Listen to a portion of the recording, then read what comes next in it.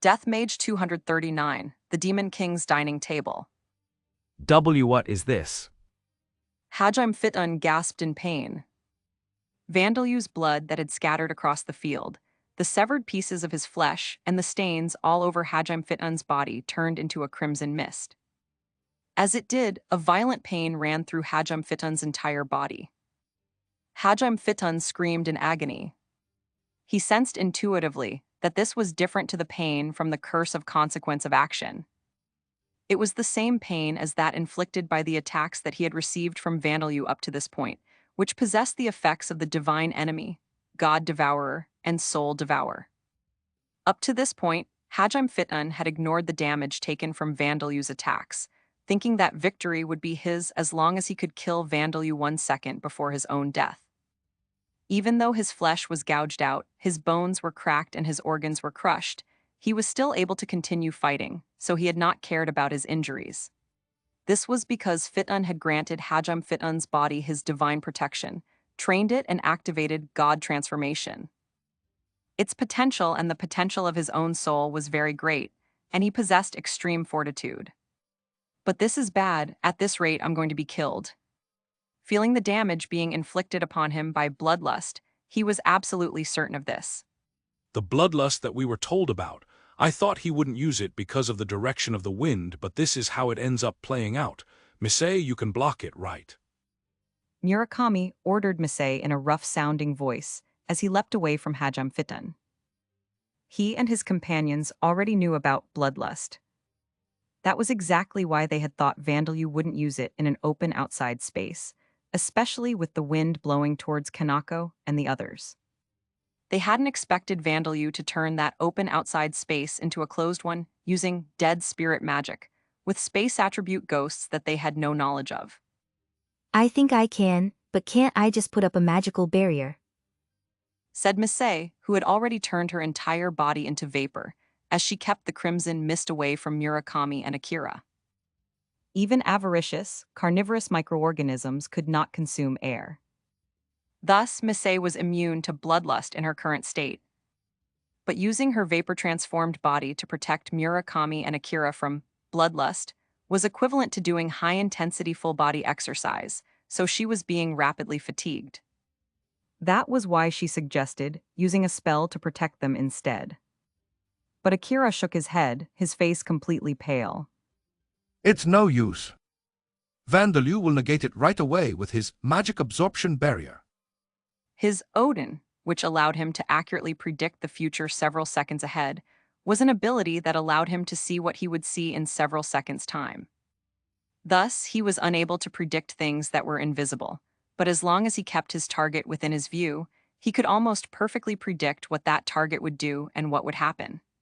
Be bloodlust, you say? Hajime Fitun muttered.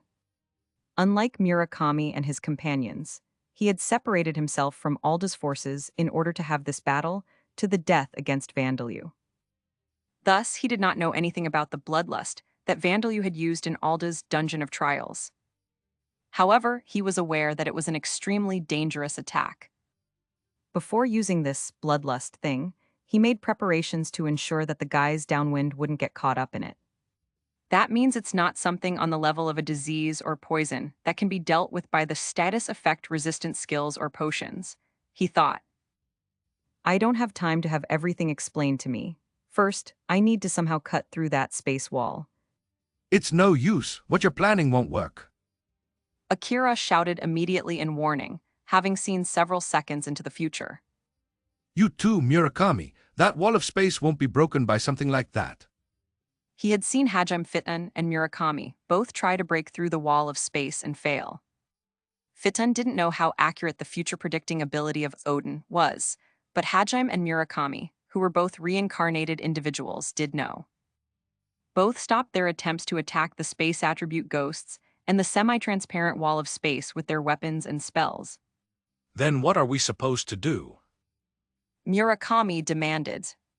I'd really like to know that myself. Akira said in panic. Odin allowed him to see several seconds ahead into the future, but didn't do anything more than that. It did not give him the correct answers to his problems. Even though he had seen the future, where Murakami and Hajime Fitun's attempts to break through the wall failed, he had to think on his own to think of a way to succeed. Those are carnivorous microbes. They'll devour you if you touch them. Akira warned. Microbes, Hajime has knowledge of them. Then this should work, Said Hajime Fitun. With his entire body still being consumed, he recited an incantation with incredible concentration to cast a spell. Great lighting explosion sphere. Hajime Fitun slammed an electrical, exploding sphere towards his own feet.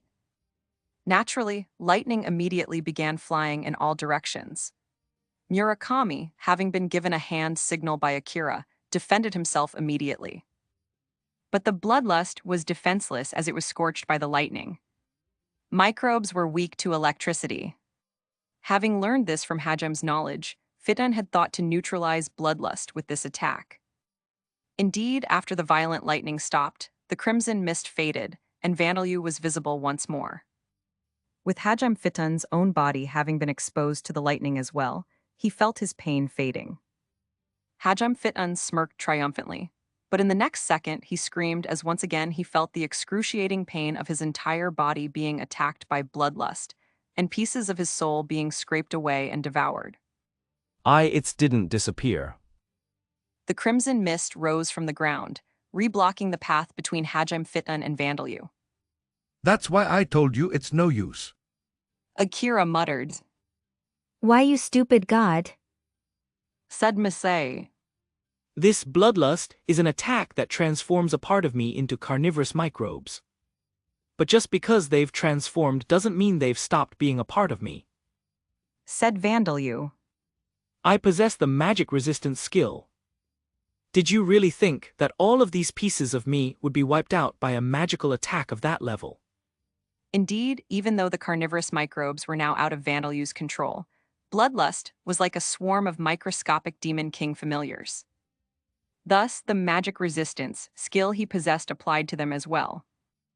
The small number of surviving bloodlust microbes then divided and multiplied, using the nutrients they had gained from consuming Vandelyu's blood that had spilled everywhere in large quantities, the pieces of his flesh and Hajime Fitun. It hadn't even been worth using magic absorption barrier to prevent Hajime Fitun's futile struggle. Spring breeze of regeneration. Hajime Fitun shouted, casting a healing spell on himself. You bastards, do something. If you don't, I'll use my power to purge this entire place along with you traitorous sons of bitches. He screamed, directing his bloodthirst at Murakami and his companions. He still had sufficient ability for reasoning that he was warning them rather than destroying them on the spot, but his bloodshot eyes clearly showed that he was at his wit's end.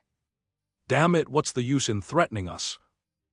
Murakami cursed, but still trying to look for a way out of the situation at the same time. The reality was that at this rate, if he and his companions didn't do anything, they would end up being devoured and killed by bloodlust, even if their deaths would be slightly after Hajime Fitun's. Should I just give up and kill myself? If I only need to worry about myself, I'll be able to do something with those guys' powers. No, should I try this? Murakami thought as a plan suddenly came to him. He glanced at Akira to confirm whether this plan would succeed. Seeing Akira nod, he hardened his resolve and broke into a run.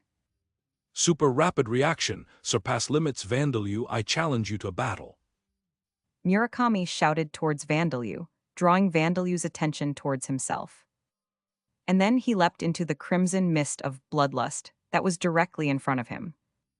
Vandelyu thought that Murakami had given up in despair, but quickly began moving once he felt the presence of death increase sharply and realized that bloodthirst was not devouring Murakami. Whip tongue, screw projectile, death bullet. He murmured. He extended his tongue like a whip, through knife-shaped horns of the Demon King, and cast Death Bullet. But his tongue and the horns of the Demon Kings, which he was certain would hit Murakami as he charged through the crimson mist, passed straight through his body. Magic. Murakami muttered. The Death Bullet projectiles silently slipped through Murakami's body in the same way. Seeing this, Vandalyu thought of one thing. Gungnir. He murmured, Gungnir, the ability possessed by Kaido Kanata, which had allowed him to pass straight through target objects of his choice. Murakami had pretended to shout Vandalyu's name out of sheer anger, but he had actually selected Vandalyu and Magic as targets for Gungnir. You're going to get hit. Akira shouted at Murakami in warning. Why was Murakami able to use Gungnir? Consecutive fire. Vandalyu murmured, deciding that he didn't have the time to think about that right now. He threw more horns of the Demon King and an iron-throwing knife, created from thin air by Golem creation. Akira's warning had come a moment before Vandalyu's attacks, but Murakami was unable to make use of that warning.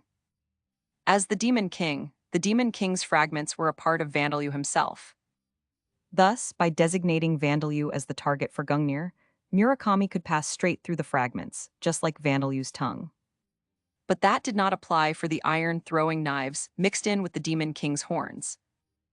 It did not miss its mark, and Murakami groaned as it buried itself in his stomach, but perhaps because it was hastily made and not sharp enough, or perhaps because it had not reached Murakami's internal organs, Murakami continued charging forward. This is difficult to deal with, Vandalyu thought to himself. Unlike Kanata, who had tried to keep his distance as they fought, Murakami was challenging Vandalyu in close-quarters combat. Since he had designated Vandalyu and Magic as the targets of Gungnir, Vandalyu could not repel him with the magic, unarmed combat technique, and fragments of the Demon King that were his main weapons. In his current state, Murakami was also unable to damage Vandalyu, so he would likely undo Gungnir when the time was right. He is hoping that undoing the ability while his spells or weapon are passing through me will destroy my body from the inside, and the great damage caused by that will undo either bloodlust or the spatial isolation, Vandalyu thought with the high-speed thought processing skill. He took the Jubarzo staff that was on his back and swung it in a wide arc towards Murakami as the distance between them was closed. It was a fast movement, and the strength behind the swing was equivalent to the attack of a colossus. Stop! Murakami shouted. The attack with the Jubarzo staff, the movement of Vandalyu's arm, was stopped by the Death Scythe ability of Kano Miyaji, another reincarnated individual whose soul Vandalyu had destroyed in the past. Vandalyu was caught by surprise. Considering that Murakami possessed Gungnir, the possibility that he possessed Death Scythe had occurred to Vandalyu. However, it was the movement of Vandalyu's heart and lungs that had been stopped by Death Scythe in the past. He had not realized that Death Scythe was a deceptive name for the ability, which was a broadly applicable ability that stopped the movement of any object. Kanako, Melissa, and Doug were aware, but Vandalyu had not thought to ask detailed questions about the ability of a reincarnated individual whose soul he had already destroyed, and Kanako and the others hadn't thought to explain it to him either. The shocked Vandalyu stood there with his staff still raised, unable to swing it down. Murakami smirked, and nobody could blame him. You fell for it. He began, but in the next moment, he groaned and suddenly collapsed to his knees. You are the one who has fallen for it, said Vandalyu. P-poison, why how? Murakami said hoarsely. He tried to get up, but all the strength had left his body and would not return. I secreted a deadly venom from my tongue and released it in my breath, said Vandalyu. It was an extremely deadly venom that Vandalyu had secreted naturally with the deadly venom secretion skill. The poison resistance skill at any ordinary level would have no effect against it. Like sweat or tears, it was something that Vandalyu had secreted and not a part of Vandalyu himself. And standing next to Vandalyu was a beautiful girl made of dark-colored water with a very unusual lower body. That's how it is, said the water attribute ghost that had appeared, Orbia. She swept the now immobilized Murakami away with the tentacles of the lower half of her body. She was physically striking him using materialization on herself rather than using dead spirit magic. Thus, this attack was not a magical attack that Gungnir would currently target. Naturally, Chronos could not delay this attack either. Orbia was likely visible from the watchtowers, but Vandalyu decided that he would just come up with some suitable lie to play it off. I couldn't see it. Damn it, he's already seen through my ability, so he's using attacks that are difficult to see with the naked eye. Akira shouted in surprise. That's a water attribute you were holding back. Hajime Fitan murmured in shock. From that reaction, Vandalyu figured that Akira had only been able to see ahead to the point where Murakami smirked, and based on that, he had a rough idea of how far ahead Odin allowed him to see. Murakami, who had been sent flying by Orbia, fell like a rag doll within the range of bloodlust. Perhaps because he had lost consciousness or run out of mana, or perhaps there was a time limit on his abilities, both Gungnir and Death Scythe came undone. At this rate, Murakami would be devoured and killed by bloodlust, unable to move because of the venom. He might be able to escape that fate if he used Gungnir, but that was impossible. Fully aware of this, Misei clicked her tongue.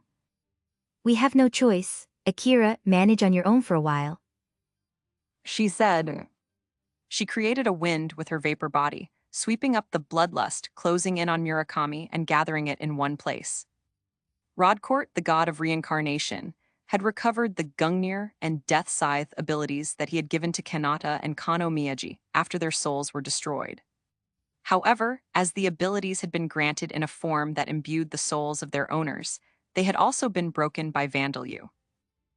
Rodcourt had joined the broken fragments of the abilities back together in a form that made them usable again, and granted them as a new divine protection to Murakami, the reincarnated individual who seemed most useful for the task of killing Vandalyu. Thanks to this, Murakami had become a reincarnated individual with 3 cheat-like abilities: Chronos, Gungnir, and Death Scythe. But in the end, they were abilities made by repairing broken fragments. They would not function as they originally had. Both abilities now had a new weakness that they had not originally possessed. After the abilities were undone, they would be unable to target the same target again for a while. Sylphid, the stench from that time was you. Vandalyu murmured, realizing that the unpleasant odor that he had once smelled in the past was Misei using Sylphid after all. He began using his own blood to increase the volume of bloodlust. Stench, I definitely erased my scent with magic. Said Misei. No, you were odorless. But odorless air is actually unnatural in the city or out in the open. Said Vandalyu.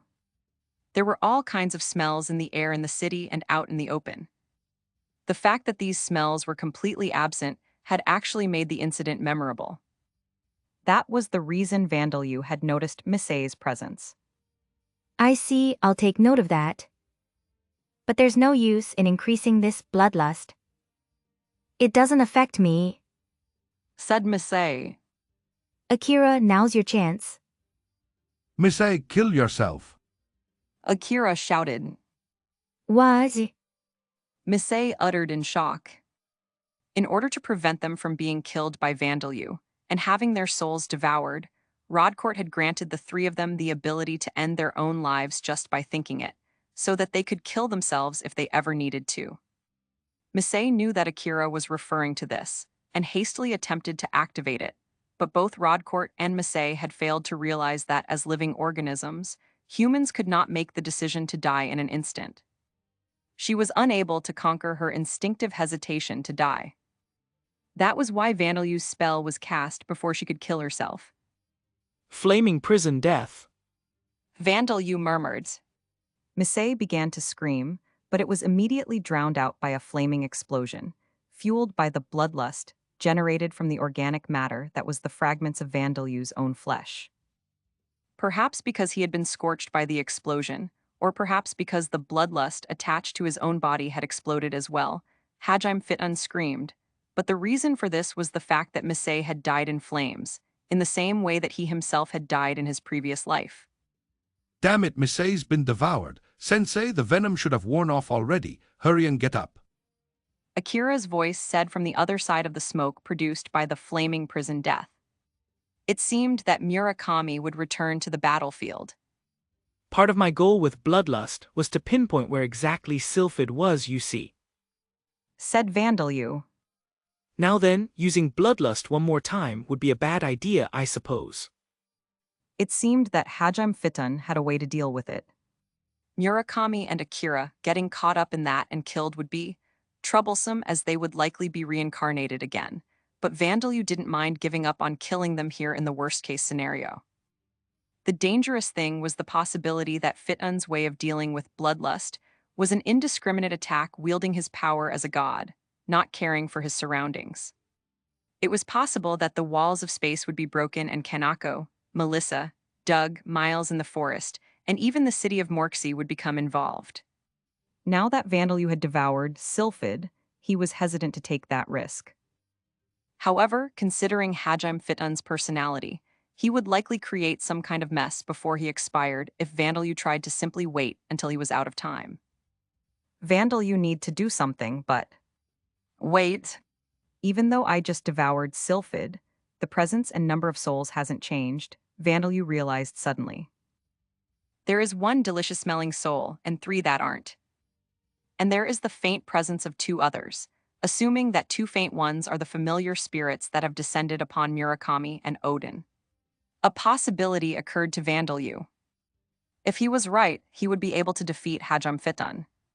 Vandalyu remembered Hajime Fiton attempting to suppress the pain from his trauma upon seeing Isis and Kanako. His hunch being right didn't seem too unlikely. But in order to execute his plan, he would need another way to chip away at Hajime Fiton's mental fortitude. As Vandalyu searched for a method to do so, a delivery arrived. Bakken, before you do that, I have a delivery for you, Said a voice. Thank you. Now then, I'll split in 2 in order to buy time for that. I'll be back. Vandalyu said. Very well. Vandalyu split in 2. One stayed behind to accept the delivery, and the other dashed towards Hajime Fiton and the others on the other side of the smoke.